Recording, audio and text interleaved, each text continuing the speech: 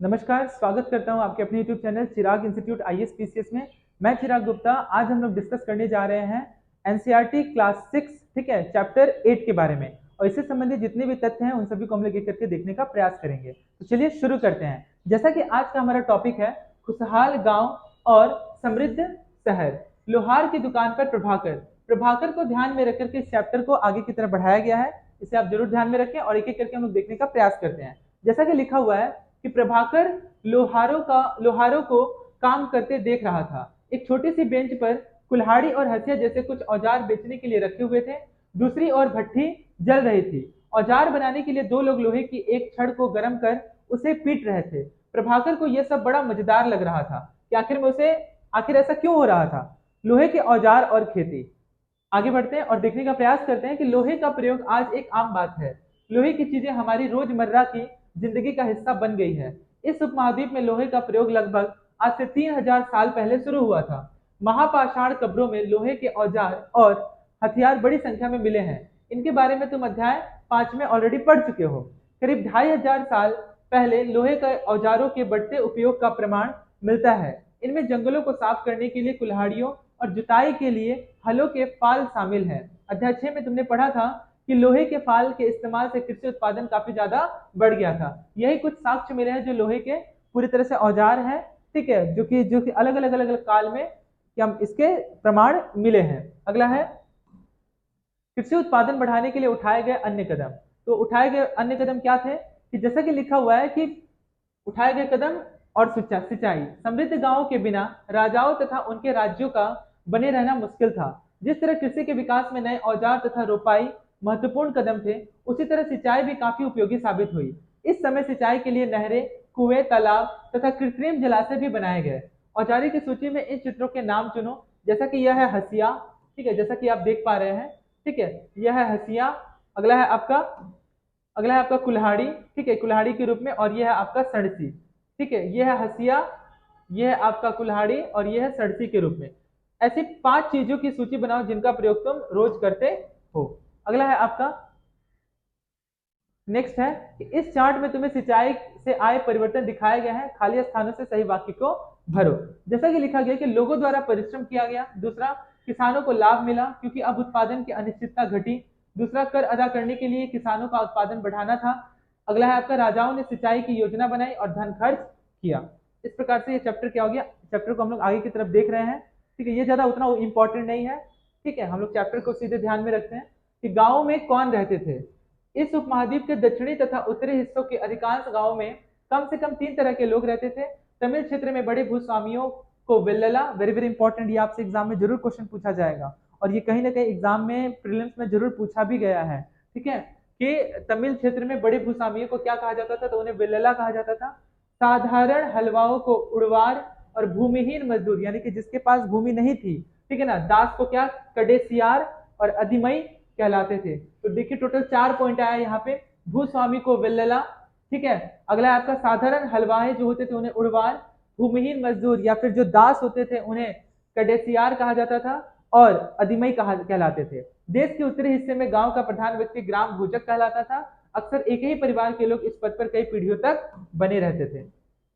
अगला है कि यानी कि यह पद अनुवांशिक था, ठीक है। ग्राम भोजक के पद पर आमतौर पर गांव का सबसे बड़ा भूस्वामी होता था। साधारणतः इनकी जमीन पर इनके दास और मजदूर काम करते थे। इसके अतिरिक्त प्रभावशाली होने के कारण प्राय राजा भी कर वसूलने का काम इन्हें ही सौंप देते थे। ये न्यायाधीश का और कभी कभी पुलिस का काम भी करते थे। ग्राम भोजकों के अलावा अन्य स्वतंत्र कृषक भी होते थे जिन्हें गृहपति कहते थे। इनमें ज्यादातर छोटे किसान ही होते थे। इसके अतिरिक्त कुछ ऐसे स्त्री पुरुष थे जिनके पास अपनी जमीन नहीं होती थी, जिसे भूमिहीन मजदूर कहा गया, ठीक है ना। इनमें दास कर्मकार आते थे जिन्हें दूसरों की जमीन पर काम करने करके अपनी जीविका चलानी पड़ती थी। अधिकांश गांवों में लोहार, कुम्हार, बढ़ई तथा बुनकर जैसे कुछ शिल्पकार भी होते थे। अगला है प्राचीनतम तमिल रचनाएं। वेरी वेरी इंपॉर्टेंट पॉइंट है यह, ठीक है। तमिल की प्राचीनतम रचनाओं का संगम साहित्य कहते हैं, ठीक है। इनकी रचना करीब 2300 साल पहले की गई। इन्हें संगम इसलिए कहा जाता है क्योंकि मदुरई के कवियों के सम्मेलनों में इनका संकलन किया जाता था।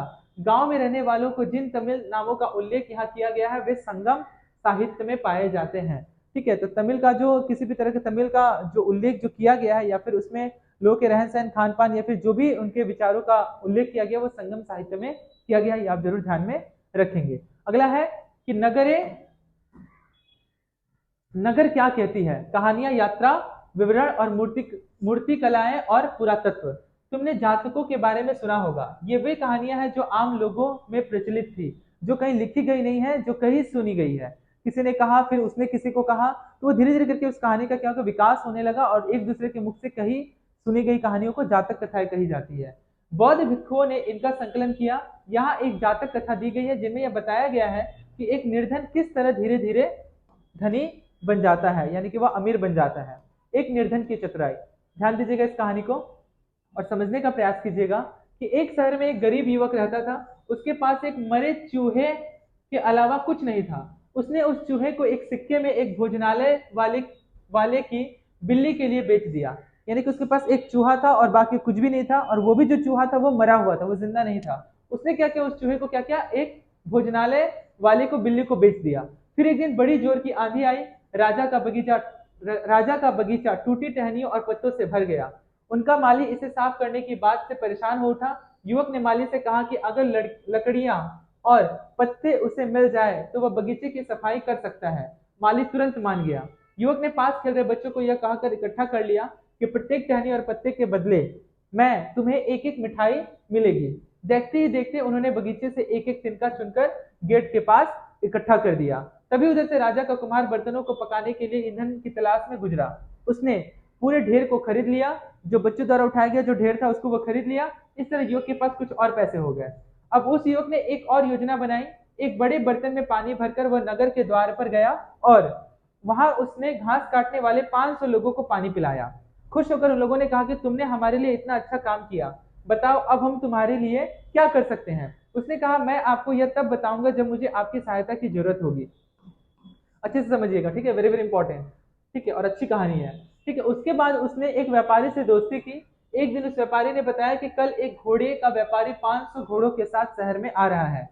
यह सुनकर उस युवक ने उन घास काटने वालों के पास जाकर कहा, कृपया तुम सब एक एक घास का गट्ठर मुझे दे दो और अपनी घास तब तक मत बेचो जब तक मेरी न बिक जाए। उन्होंने उस घासों के 500 गट्ठर दे दिए। क्यों 500 गट्ठर दिए? क्योंकि उसने 500 लोगों को क्या किया गया, पानी पिलाया था। ठीक है, तो यह उपकार बाकी था जिसकी वजह से उसने क्या किया, एक एक गट्ठर दे दिए, तो उसके पास टोटल 500 गट्ठर हो गए। जब घोड़े के व्यापारी को कहीं भी घास न मिली तो उसने उस युवक की घास 1000 सिक्के में खरीद ली। तो इस तरह से उसके पास कुछ और पैसे आ गए और धीरे धीरे करके वह अमीर बन गया। इस कहानी में आए व्यक्तियों की व्यवसाय की सूची बनाओ। प्रत्येक के लिए तय करो कि शहर में, गांव में या फिर शहर तथा गांव दोनों में कैसे रहते हैं। घोड़े के व्यापारी शहर में क्यों आया होगा? क्या महिलाएं कहानी में बताए गए व्यवसाय को अपना सकती थी? उत्तर के कारण बताओ। अगला है कि प्राचीन नगरों के जीवन के बारे में हमें कुछ अन्य स्रोतों से भी पता चल सकता है। शहरों, गांवों, फिर जंगलों के जीवन से जुड़ी घटनाओं को मूर्तिकार कलात्मक ढंग से उकेरते थे। इन मूर्तियों को ऐसी इमारतों की रेलिंग, खंभों या प्रवेश द्वारों पर सजाया जाता था जहां लोग आते जाते थे। अगला है, जिस तरह से आप देख पा रहे हैं यहाँ पे कि नीचे सांची की मूर्तिकला यह मध्य प्रदेश स्थित सांची के स्तूप की मूर्तिकला का नमूना है। इसमें शहर के जीवन का एक दृश्य है। तो अध्याय 12 में सांची के बारे में पढ़ोगे, ठीक है, जो कि मध्य प्रदेश में अवस्थित है। इन दीवारों और सांची के स्तूप का निर्माण किसने कराया? तो सम्राट अशोक ने करवाया था। ठीक है, यह भी आप ध्यान में रखेंगे। ठीक है, अगला है कि इन दीवारों को देखो, क्या वे ईंट की बनी है या फिर लकड़ी या फिर पत्थर से? क्या इसकी रेलिंग लकड़ी की बनी है या फिर इन इमारतों की छत का वर्णन करो। ये जो आप देख पा ये वाला है सांची का स्तूप। ठीक है, और ये जो आप देख पा रहे हैं, ये जो तस्वीर है, ये दिल्ली में मिला एक वलय कूप है।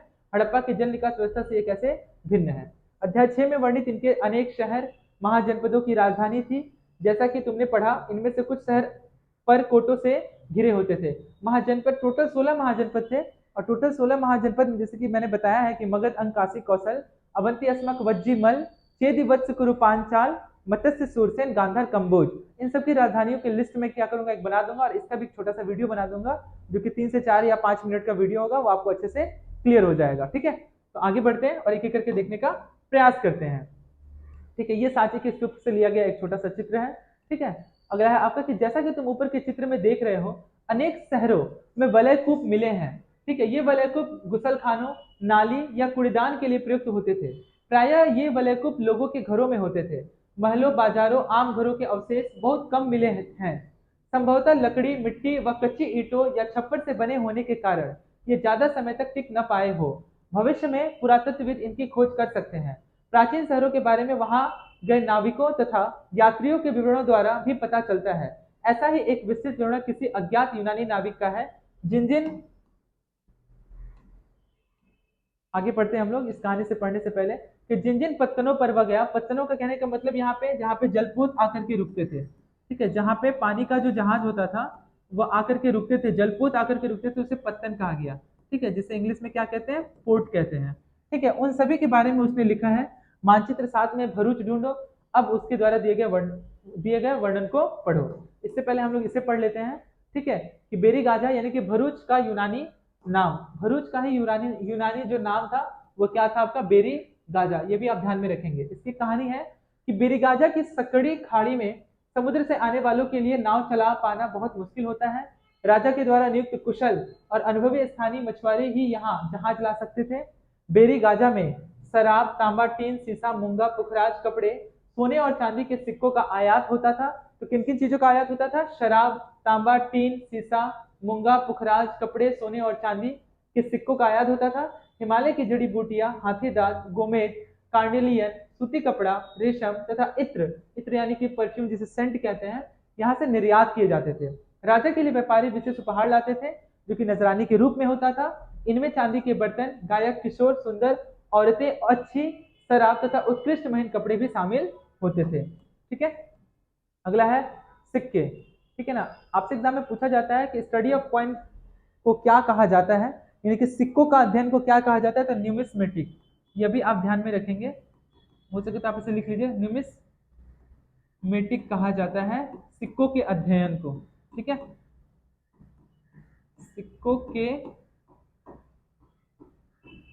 अध्ययन को क्या कहा जाता है, न्यूमिस्मेटिक। पृष्ठ 90 पर दी गई कहानी में तुमने देखा कि किस तरह सिक्कों के आधार पर संपत्ति का मूल्यांकन किया गया। पुरातत्वविदों को इस युग के हजारों सिक्के मिले हैं। सबसे पुराने आहत सिक्के होते थे, जिसे आपका किसी भारी भरकम औजार से मार करके उस पर चिन्ह अंकुरित किए जाते थे और चिन्ह बनाए जाते थे। उसे ही सिक्के को आहत सिक्के कहा जाता था, जो करीब 500 साल पहले चले। इसका चित्र नीचे देखो, जैसा कि आप देख पा रहे हैं, ये आहत सिक्के का चित्र है। चांदी या सोने के सिक्कों पर विभिन्न आकृतियों का आहत कर बनाए जाने के कारण इन्हें आहत सिक्का कहा जाता था। अगला है विनिमय के अन्य साधन। विनिमय यानी कि आदान प्रदान के अन्य साधन क्या थे। संगम साहित्य की छोटी सी कविता को पढ़ो। खेतों के सफेद धान गाड़ियों पर लादे जा रहे हैं। नमक के लिए लंबे लंबे रास्ते, चांदनी से सफेद रेत पर परिवार को समेटे, कहीं पीछे छूटे न जाए। शहरों से नमक के सौदागरों के यूं चले जाने से सिर्फ सन्नाटा रह जाता है। समुद्र के किनारे नमक का बहुत ज्यादा उत्पादन होता था। अगला है आपका नगर अनेक गतिविधियों के केंद्र थे। किस तरह से नगर जो थे अनेक गतिविधियों के केंद्र थे, इसको समझने का प्रयास करते हैं। अक्सर नगर कई कारणों से महत्वपूर्ण हो जाते थे। उदाहरण के लिए मथुरा। ठीक है, मथुरा के बारे में ऑलरेडी हम लोग पढ़ चुके हैं। ठीक है, कुषाण डायनेस्टी का वीडियो मैं ऑलरेडी उसमें बता चुका हूँ कि कुषाण डायनेस्टी में जो पहला जो राजधानी थी वह पाटलिपुत्र थी और दूसरी राजधानी मथुरा थी। ठीक है, ये 2500 साल से भी ज्यादा समय से एक महत्वपूर्ण नगर रहा है। मथुरा के बारे में कहा जा रहा है क्योंकि यहाँ यातायात और व्यापार के दो प्रमुख मुख्य रास्तों पर स्थित था। इनमें से एक रास्ता उत्तर पश्चिम से पूरब की ओर, दूसरा उत्तर से दक्षिण की ओर जाने वाला था। शहर के चारों ओर किलेबंदी थी। इसमें अनेक मंदिर थे। आसपास के किसान और पशुपालक शहर में रहने वालों के लिए भोजन जुटाते थे। मथुरा बेहतरीन मूर्तियां बनाने का केंद्र था। लगभग 2000 साल पहले मथुरा कुषाणों की दूसरी राजधानी थी, जैसा कि मैंने आपको बताया। और कुषाणों की पहली राजधानी अगर बोले तो वह था आपका पाटलिपुत्र, जो कि आज का क्या है, पटना है। ये पहली राजधानी थी। और वही दूसरी राजधानी के बारे में अगर बात करें तो वह थी आपकी मथुरा। ठीक है, कुषाणों की दूसरी राजधानी बनी। इसके बारे में तुम अगले अध्याय में पढ़ोगे। मथुरा एक धार्मिक केंद्र भी रहा है। यहाँ बौद्ध विहार और जैन मंदिर है। यह कृष्ण भक्ति का एक महत्वपूर्ण केंद्र था। ठीक है, मथुरा के बारे में कहा जा रहा है। अगला, मथुरा में प्रस्तर खंडों तथा मूर्तियों पर अनेक अभिलेख मिले हैं। आमतौर पर यह संक्षिप्त अभिलेख है जो स्त्रियों तथा पुरुषों द्वारा मठों या मंदिरों को दिए जाने वाले दान का उल्लेख करते हैं। प्रायः शहर के राजा, रानी, अधिकारी, व्यापारी तथा शिल्पकार इस प्रकार के दान करते थे। उदाहरण के लिए मथुरा के अभिलेख में सुनारों, लोहारों, बुनकरों, टोकरी बुनने वालों, माला बनाने वालों और इत्र बनाने वालों के उल्लेख भी मिलते हैं। अगला है हमारा शिल्प तथा शिल्पकार। पुरास्थलों से शिल्प के नमूने भी मिले हैं। इनमें मिट्टी के बहुत ही पतले और सुंदर बर्तन मिले हैं, जिन्हें उत्तरी काले चमकीले पात्र कहा जाता है, क्योंकि ये ज्यादातर उपमहाद्वीप के उत्तरी भाग में मिले हैं तथा ये प्रायः काले रंग के होते हैं और इनमें एक खास चमक होती है। ध्यान रहे कि अन्य दूसरे शिल्पों के अवशेष नहीं बचे होंगे। जैसे कि विभिन्न ग्रंथों से हमें पता चलता है कि कपड़ों का उत्पादन बहुत महत्वपूर्ण था। उत्तर में वाराणसी, दक्षिण में मदुरई इसके प्रसिद्ध केंद्र थे। ठीक है, ध्यान रखिएगा, उत्तर में वाराणसी और दक्षिण में मदुरई इसके प्रमुख केंद्र थे। यहाँ स्त्री पुरुष दोनों काम करते थे। अनेक शिल्पकार तथा व्यापारी अपने अपने संघ बनाने लगे थे, जिन्हें श्रेणी कहते हैं। शिल्पकारों की श्रेणियों का काम प्रशिक्षण देना, यानी कि उन्हें ट्रेनिंग देना, कच्चा माल उपलब्ध कराना, रॉ मटेरियल प्रोवाइड करना तथा तैयार माल की वितरण यानी कि सेलिंग एंड डिस्ट्रीब्यूशन करना था। जबकि जबकि व्यापारियों जबकि व्यापारियों की श्रेणियां व्यापार का संचालन करती थी। श्रेणियां बैंकों के रूप में काम करती थी, जहां लोग पैसे जमा रखते थे। इस धन का निवेश लाभ के लिए किया जाता था। उससे मिले लाभ का कुछ हिस्सा जमा करने वालों को लौटा दिया जाता था या फिर मठ आदि धार्मिक संस्थानों को दे दिया जाता था। ठीक है, अगला है आपका सूत काटने और बुनने के नियम। ठीक है, ये नियम अर्थशास्त्र के हैं। तो आपसे पूछा जा सकता है कि सूत काटने और बुनने का जो नियम है वो किस किताब से लिया गया है। तो ये अर्थशास्त्र से लिया गया है। अर्थशास्त्र किसकी रचना है? तो अर्थशास्त्र जो है वो चाणक्य की रचना है। चाणक्य का वास्तविक नाम क्या था? तो विष्णुगुप्त था। और दो नाम क्या था? तो वो चाणक्य और कौटिल्य था। यह भी आप ध्यान में रखेंगे। अध्याय 8 में अर्थशास्त्र का उल्लेख किया गया है। इसमें वर्णन किया गया है कि किस प्रकार एक विशेष पदाधिकारी की देखरेख में कारखानों में सूत की कटाई और बुनाई की जाती थी। उन पेड़ों की छाल, कपास, पटुआ तथा सन को तैयार करने के काम में विधवाओं, सक्षम अक्षम महिलाओं, भिक्षुणियों, वृद्धा वेश्याओं, राजा की अवकाश प्राप्त दासियां, सेविकाओं और अवकाश प्राप्त यानी कि जो रिटायर हो चुके हैं देव दासियों को लगाया जा सकता है। उन्हें इनके काम के और गुणवत्ता के अनुसार पारिश्रमिक देना चाहिए। जिन महिलाओं को बाहर निकलने की अनुमति नहीं है, वे अपनी दासियों को भेजकर कच्चे माल को मंगवा सकती है और फिर तैयार माल उन्हें भिजवा सकती है।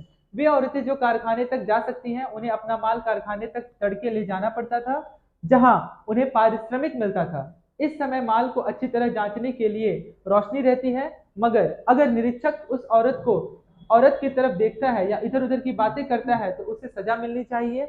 अगर औरत ने अपना काम पूरा नहीं किया तो उसे जुर्माना देना होगा। इसके लिए उसका अंगूठा भी काटा जा सकता है। तो ये सारी चीजें सूत काटने और बुनने के नियम जो है ये अर्थशास्त्र में लिखे गए थे, जो चाणक्य द्वारा लिखा गया है। अगला है आपका सूक्ष्म निरीक्षण यानी कि अरिकामेडु।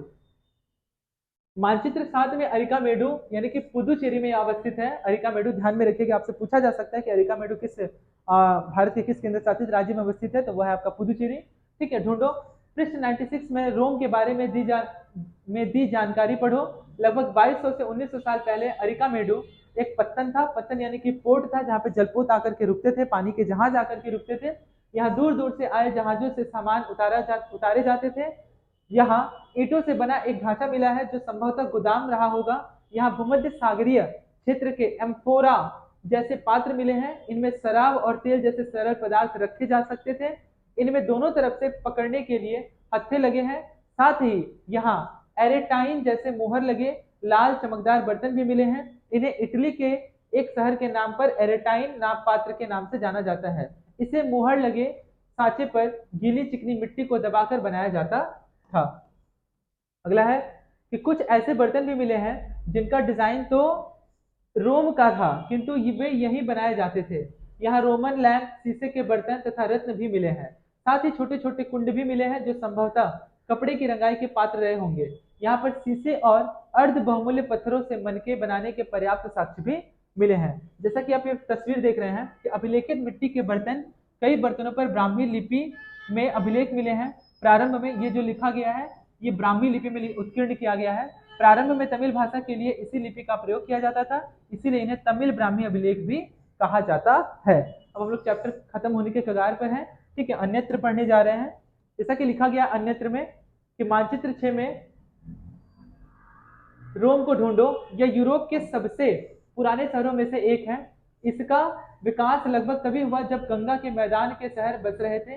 रोम एक बहुत बड़े साम्राज्य की राजधानी थी। ठीक है ना। इटली था, आज का इटली है, इटली का ही कैपिटल है आपका रोम, ठीक है। यह यूरोप, उत्तरी अफ्रीका तथा पश्चिमी एशिया तक फैला साम्राज्य था। इसके सबसे महत्वपूर्ण शासकों में से एक अगस्टस ने करीब 2000 साल पहले शासन किया था।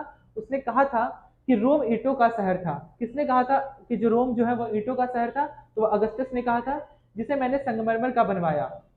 अगस्टस और उसके बाद के शासकों ने कई मंदिर तथा महल भी बनवाए।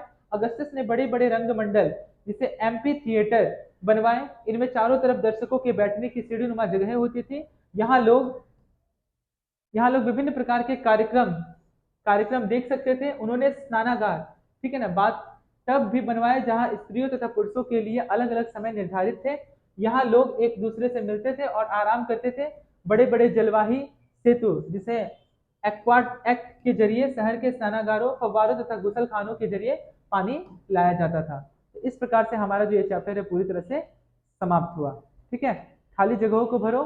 ठीक है, जैसा कि हम लोगों ने पढ़ा था। ठीक है, और इसे प्रश्न को थोड़ा देखने का प्रयास करते हैं। जैसा कि लिखा हुआ है कि तमिल में बड़े भूस्वामी को क्या कहा जाता था? तो उन्हें वेल्लला कहा जाता था, जैसा कि हम लोगों ने पढ़ा। ठीक है, तमिल में बड़े भूस्वामी को क्या कहा जाता था? तो वेल्लला कहा जाता था। ठीक है, वेल्लला। अगला लिखा है कि ग्राम भोजकों की जमीन पर प्रायः दास और मजदूर द्वारा खेती की जाती थी। तो किसके द्वारा खेती करवाई जाती थी? दास और मजदूर के द्वारा उनसे खेती करवाई जाती थी। तमिल में हलवाई को क्या कहा जाता था? तो तमिल में हलवाई को उड़वार कहते थे। ये भी हम लोगों ने डिस्कस कर चुके हैं हम लोग। ठीक है, उड़वार कहते थे। अगला तमिल में एक बार पढ़ लेते हैं वापस से। तमिल में बड़े भूस्वामी को क्या कहा जाता था? तो वेल्लला कहा जाता था। ग्राम भोजकों की जमीन पर प्राय दास और मजदूर द्वारा खेती की जाती थी। तमिल में हलवाई को उड़वार कहते थे। अधिकांश गृहपति स्वतंत्र व छोटे भूस्वामी होते थे। अधिकांश गृहपति स्वतंत्र और छोटे गृहपति होते थे। ठीक है, आगे देखते हैं हम लोग। गांव तथा शहरों दोनों में रहने वाले शिल्पकारों की सूची बनाओ, सही जवाब ढूंढो। सही जवाब में लिखा हुआ है जैसा कि वलय कूप का प्रयोग किस लिए होता था? तो वलय कूप का जो प्रयोग होता था वह जल निकास के लिए किया जाता था। तो इसका उत्तर हो जाएगा आपका वलय कूप का जो प्रयोग होता था वह जल निकास के लिए किया जाता था। आहत सिक्के क्या चीज के होते थे? तो आहत सिक्के जो होते थे वो चांदी के होते थे। ठीक है, वापस एक बार डिस्कस कर दे रहा हूँ। वलय कूप का उपयोग किस लिए होता था? तो जल निकास के लिए होता था, ड्रेनेज सिस्टम के लिए। आहत सिक्के किसके होते थे? तो आहत सिक्के जो होते थे वह चांदी के होते थे। अगला है आपका मथुरा महत्वपूर्ण था। तो मथुरा एक धार्मिक केंद्र था, यानी कि इसका आंसर हो जाएगा यह।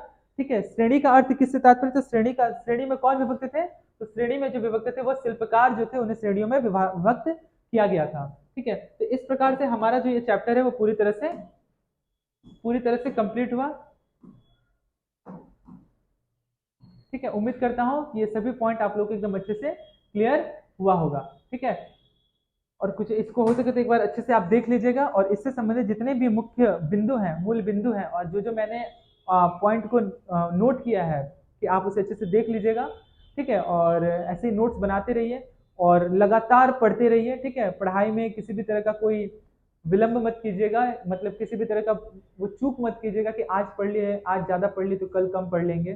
ठीक है, निरंतर पढ़िए, थोड़ा ही रोज पढ़िए, रेगुलर पढ़िए, थोड़ा ही और जितना भी पढ़िए लेकिन रोज पढ़िए। ठीक है ना, ऐसा नहीं कि आज पढ़ लिया ज्यादा तो कल नहीं पढ़ना है, ऐसा काम बिल्कुल भी नहीं करना है। ठीक है, तो आज के लिए इतना ही। नेक्स्ट क्लास में हम डिस्कस करेंगे नए चैप्टर के बारे में।